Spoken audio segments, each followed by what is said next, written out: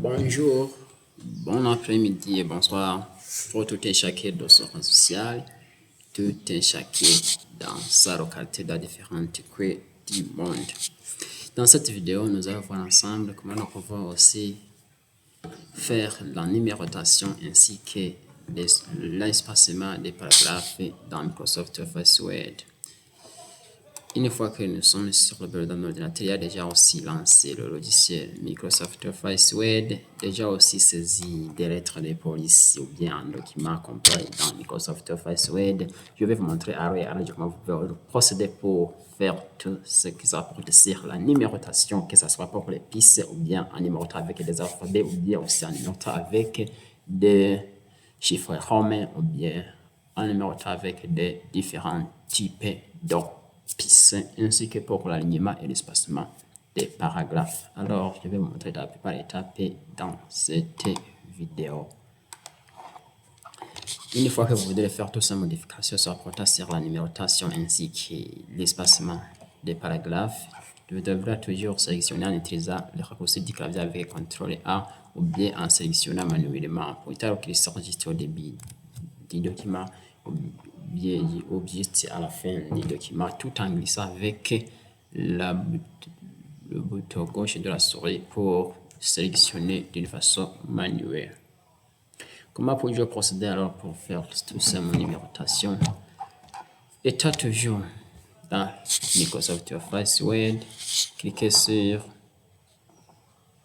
l'onglet Accueil, vous voyez ici l'onglet Accueil, et puis vous allez voir ici là où il y a ces différents types de numérotation.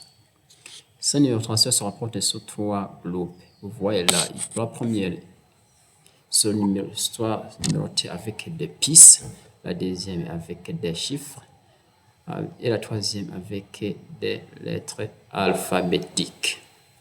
Comment puis-je procéder alors pour numéroter tout ce document avec des pistes? Je sélectionne toujours d'abord et puis je vais cliquer ici pour choisir le type de piste qui me semble bon pour numéroter. Vous voyez ici, si je pointe le curseur sur n'importe quel genre de piste, il va se fixer juste pour tous ces paragraphes. Vous voyez ici, si je clique ici, vous voyez qu'il soit numéroté avec des points.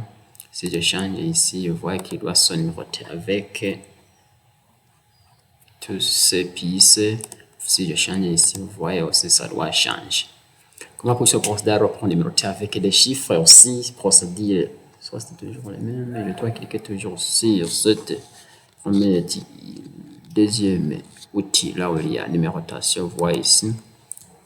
Si je voudrais laisser comme ça, je peux cliquer sur OK pour rester le numéroté à ce document. Et puis je vais cliquer sur 1, 2, 3, 4 pour numéroter avec 1, 2, 3. Ou bien je vais ici cliquer sur ce chiffre romain pour numéroter en chiffre romain. Ou bien je peux même aussi cliquer sur n'importe quel genre de numérotation ici dans ce même outil pour numéroter comme ceci. Vous voyez aussi que tout ce document soit numéroté paragraphe par paragraphe. Alors, je peux aussi même changer le type de numérotation en utilisant des lettres qui sont numérotées par l'ordre alphabétique aussi. Je peux cliquer sur ce troisième outil. Vous voyez, il y a liste à plusieurs niveaux. Je peux préférer le numéroter comme ici par E1, c'est-à-dire 1 sous-point 1, 1 sous-point 2, 3 sous-point 3.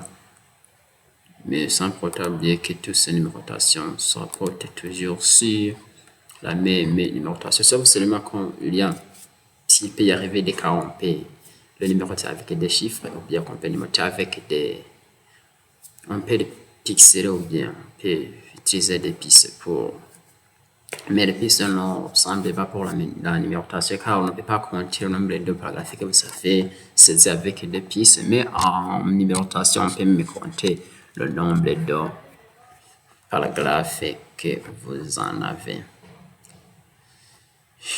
Et pour ce troisième outil, nous pouvons faire des numérotations en faisant aussi des sous-numérotations. Je vous remercie aussi pour votre écoute attentif. Suivi, abonnement, j'aime et partage ainsi pour bien accroître nos revenus ainsi que notre activité pour qu'ils soient développés avec l'informatisation. Et je vous remercie pour votre écoute attentive. Mais pour la prochaine vidéo, je vais vous montrer à l'heure et à large comment nous pouvons aussi faire l'insertion des trames de fond ainsi que pour l'insertion des bordures pour encadrer notre texte que vous avez saisi dans le document Microsoft Office Word.